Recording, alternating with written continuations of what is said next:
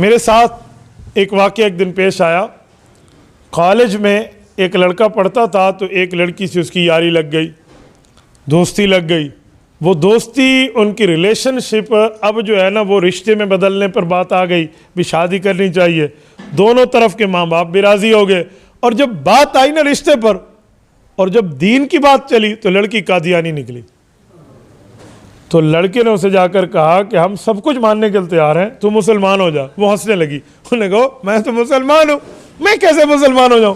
تو اس نے کہا جی تو کلمہ پڑھ لو. اس نے کہا جی میں تو کلمہ پڑھتی ہوں.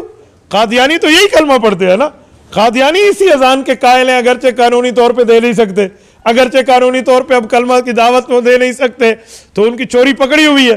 تو اس نے کہا جی میں کلمہ پڑھتی ہوں, اذان کی قائل ہوں, 6 کلموں کی قائل ہوں, میں مسلمان ہوں, تم مجھے کیوں کہتے ہو مسلمان میں داخل ہو جاؤ؟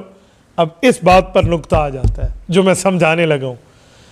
تو انہوں نے وہاں کہا کہ دیکھو آپ کلمہ پڑھتی ہیں, لیکن آپ جو کلمہ پڑھتی ہیں نا وہ لفظ ہمارے ہیں, مطلب تمہارا کچھ اور ہے.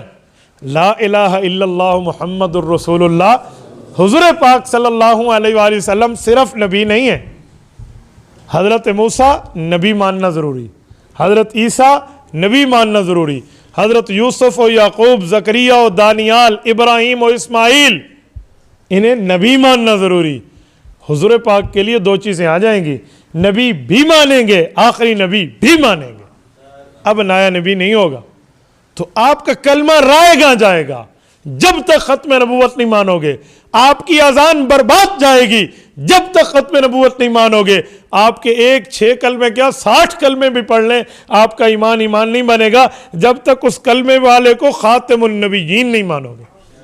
میرے دوستو, اگر ختم نبوت کا انکار ہو جائے نا تو ہم قادیانیوں کو یہی سمجھاتے ہیں, جو ان کی عوام ہوتی ہے نا انہیں ہم کہتے ہیں کہ تمہارے مربیوں نے, قادیانی کے مولوی کہتے ہیں مربی, ہمیں کہتے ہیں تمہارے مربیوں نے تمہیں پھدو لگایا ہوا ہے, 56 نمبر کی ٹھاپ دی ہوئی ہے تمہیں انہوں نے گمراہ کر رکھا ہے اور کفر کو مزین کر کے تمہیں اسلام دکھا رکھا ہے. تم سادے بندے ہو, تم کبھی غور کرو.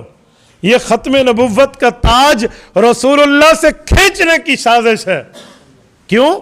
قادیانی جو ہیں ہم سے ایک بات کرتے ہیں کہ جی ختم نبوت کا معنی ہے حضور پاک کے بعد نبوت کا فیض سوکھ گیا ہے, تم نیا نبی میں نہیں ماننے دیتے.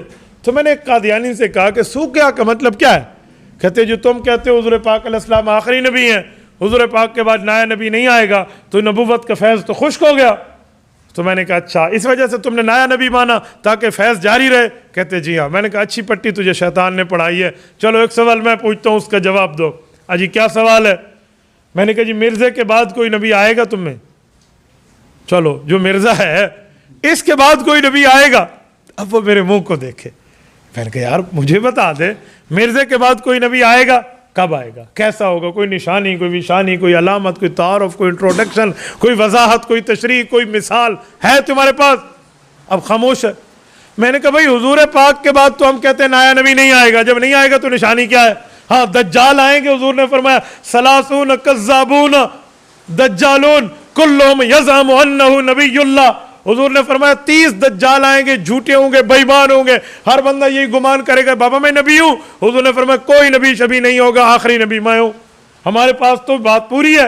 جو تم کہتے ہو حضور پاک کا فیض مسلمانوں نے سکھا لیا ہے اور آخری نبی کا ہے, چلو اب تو بتا تیرے مرزے کا فیض جاری ہے, اس کے بعد کوئی نبی آئے گا یا سوکھ گیا ہے؟ اب وہ جواب نہ دے. اگر وہ کہتا ہے نا کہ نبی جاری ہے تو وہ پھنسے گا, اور اگر وہ کہتا ہے کہ نبی جاری نہیں ہے تو پھر وہ کہے گا فیض تو سوکھ گیا ہے. میں نے کہا پر نالہ پھر وہیں آ کر ٹھہر گیا ہے. بھئی میں نے کہا حضور پاک آخری نبی ہے, تو نے کہا جی مرزا آخری نبی ہے. اب اس کے لیے کوئی دلیل لے کرا. اب نہ جائے ماندن نہ پائے رفتن, نہ ان کے پاس کوئی جانے کی جگہ ہوتی ہے, نہ بھاگنے کے لیے پاؤں رکھنے کا کوئی معاملہ ہوتا ہے. فضول سی فضول پٹیاں پڑھا پڑھا کے لوگوں کو گمراہ کرتے.